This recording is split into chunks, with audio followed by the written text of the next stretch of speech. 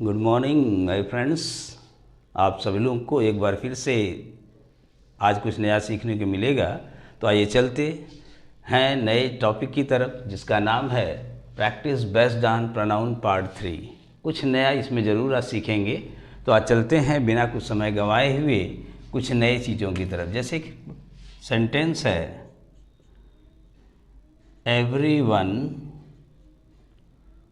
Is ready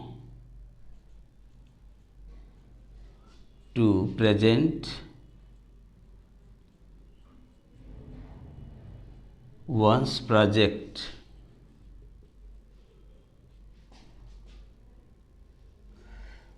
before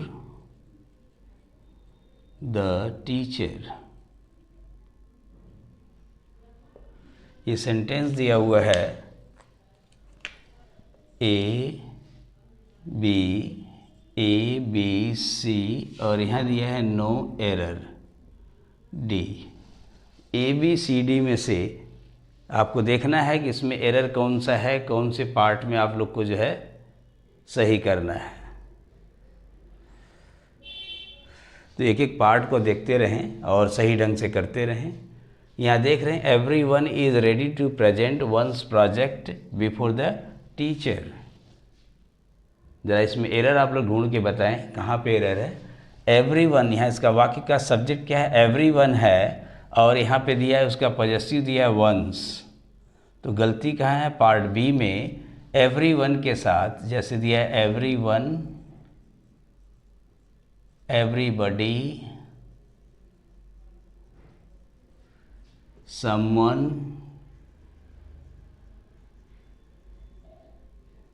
somebody, anyone, anybody, no one, none या nobody। जैसे ही ये सब आते हैं तो आपको बस ध्यान रखना है, इनका पॉजेसिव हमेशा हिज लगाना है, कोई और पॉजेसिव नहीं लगाना है। जैसे everyone, everybody, someone, somebody, no one, nobody, none, anyone, anybody अगर आता है तो इनका पॉजेसिव हमेशा हिज होता है, ना कि वंस। तो वंस पे ध्यान रखेंगे, यहाँ वंस को काट करके आप यहाँ पे कर देंगे his. Everyone is ready to present his project before the teacher. तो यहाँ देख रहे हो, जैसे ही एवरीवन देखेंगे यहाँ पे हिज का प्रयोग आप कर देंगे। इस पे गलती ना करें वरना आपका ये गलत हो जाएगा। जैसे इसी तरह से दूसरा सेंटेंस आपका है कि every man and woman has taken their decision.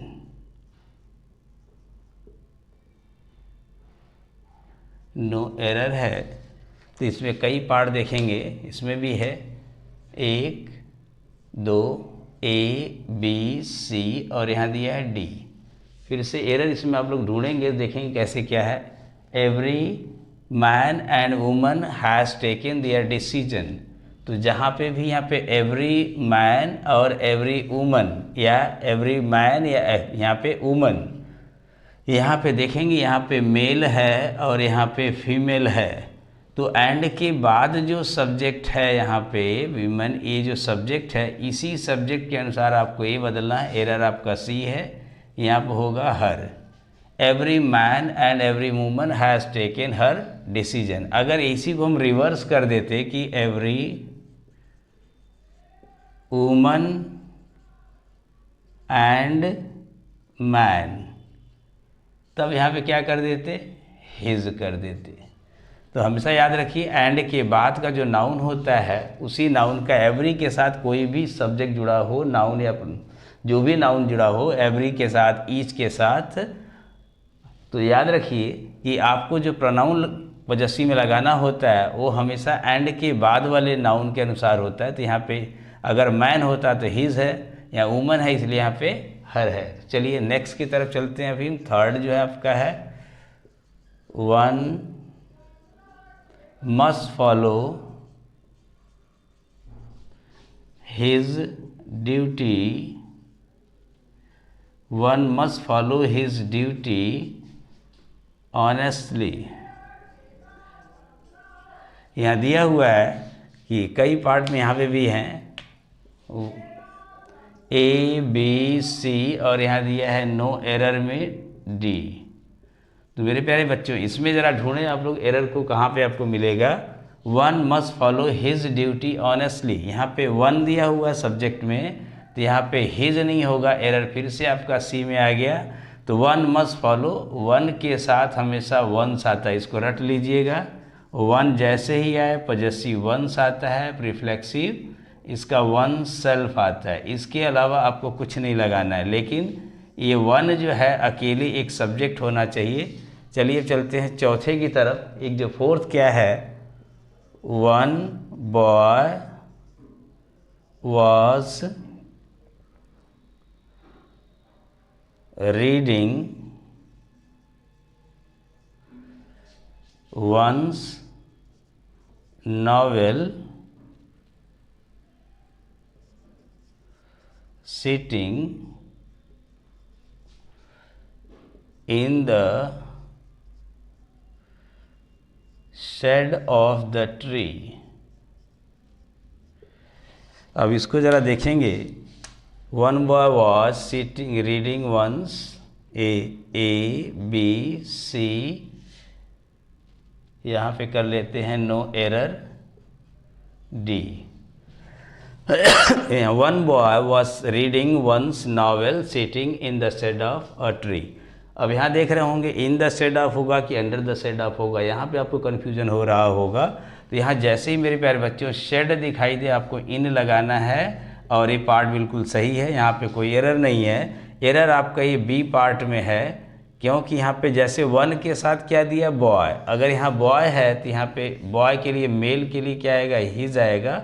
अगर यहाँ वन गर्ल होता, अगर यहाँ पे हम यहाँ वन गर्ल लिखते तो यहाँ पे लिखते हर। तो one girl was reading her novel sitting in the shade of the tree. लेकिन अगर होते वन के साथ कुछ नहीं होता तो वन के साथ तो वंस लगाते। तो ये सब चीज़ को नोट कर लीजिए, फटाफट आप लोग इसको तैयार कर लीजिए। कुछ और है इसका स्क्रीनशॉट ले लीजिए, फिर अभी और चलते हैं कुछ नए पार्ट की तरफ।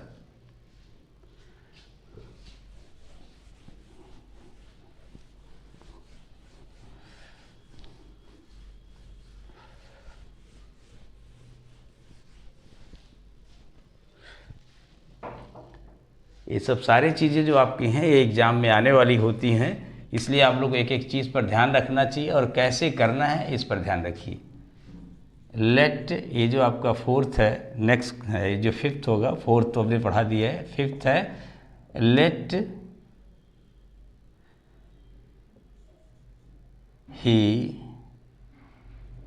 Him and she do their work attentively। यहाँ पे सेंटेंस देख रहे होंगे, इसको भी कई पार्ट में हम बांट देते हैं, ए बी सी और फिर से यहाँ लिख देते हैं नो एरर डी। तो ज़रा इसको आप लोग ढूंढ के बताएं कि इसमें एरर कहाँ पर है। Let him and she do their work attentively. कुछ लोग सोच रहे होंगे यहाँ पे शी आ गया तो डज लगा देंगे और यहाँ पे दियर की जगह हर लगा देंगे, नहीं, लेकिन ऐसा नहीं है। ये पार्ट बी भी सही है, पार्ट सी भी सही है, पार्ट ए में एरर है। यहाँ लेट जैसे ही लगाएंगे तो याद रख लीजिए लेट के बाद हमेशा ऑब्जेक्ट आता है। अगर एंड आ गया तो ये भी ऑब्जेक्ट ही आएगा, सब्जेक्ट नहीं आया। यहाँ पे हिम ऑब्जेक्ट है और शी यहाँ पे सब्जेक्ट कर दिया, यहाँ पे होना चाहिए her. Let him and her do their work. या दियर क्यों लगा, क्योंकि दो हैं। दियर वर्क अटेंटिवली, अपने काम को उन्हें ईमानदारी से करने दीजिए। तो आगे चलते हैं 6 की तरफ।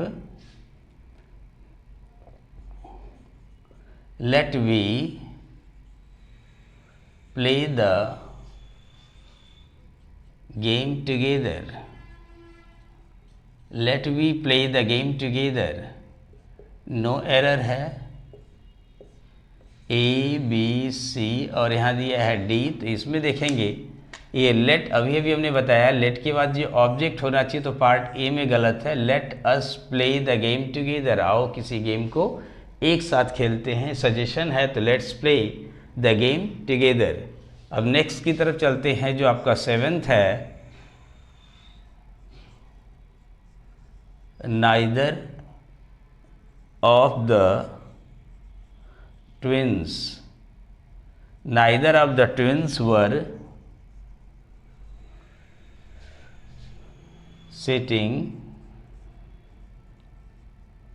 in the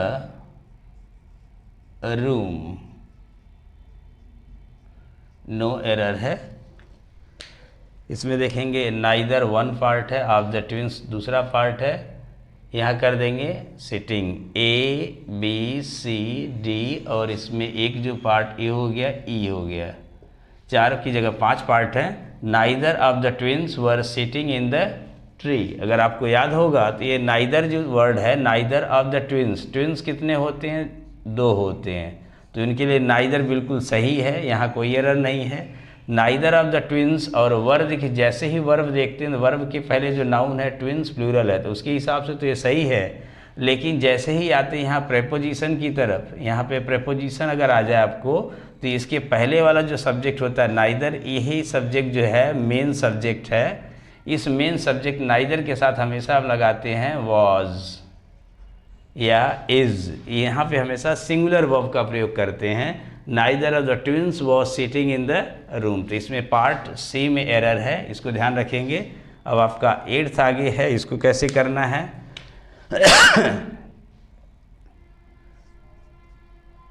each of my eyes are twitching,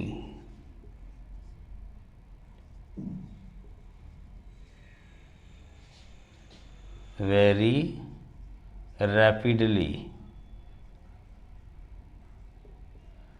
no error. A B C D, फिर से ई है, तो आप इसमें देखेंगे एरर कहाँ है।